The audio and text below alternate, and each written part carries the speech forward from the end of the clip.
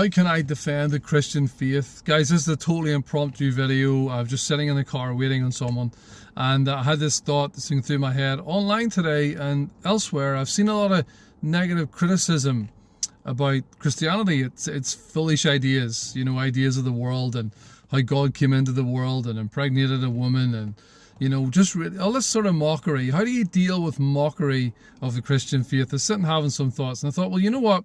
I could deal with some of the individual things that people say about Christianity, but here's the thought I have that I like to send back to anyone who wants to mock Christianity.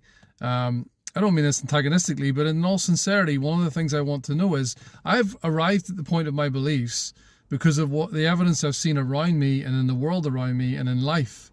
I've arrived at this conclusion based on evidence. So if you want to say that my worldview is wrong, what is your alternative worldview?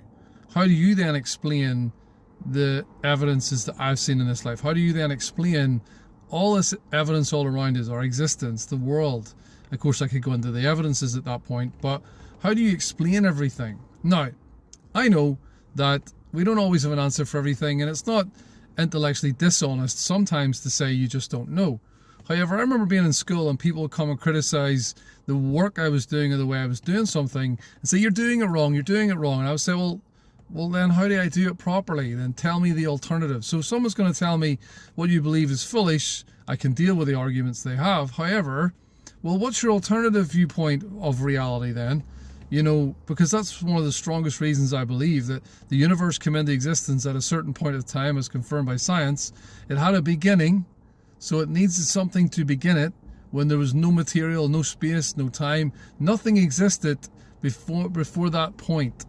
And again, I could go on talking about the fine-tuning our universe, the moral design of the universe. We all hold the objective moral values. When they fall down, the world falls down, justice falls down. We all appeal to this all the time. So how would you explain? That's one of the things I just said to us today. And it's very much an impromptu video. How would we defend our Christian faith against mockery? Well, deal with some of the individual arguments, but bring it back to the person.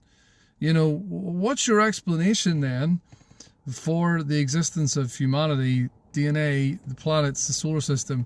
Okay, you can't give an absolutely perfect answer, but you got to have some views, all right? You can't say my view is wrong and then say that you don't have a worldview. It doesn't make sense.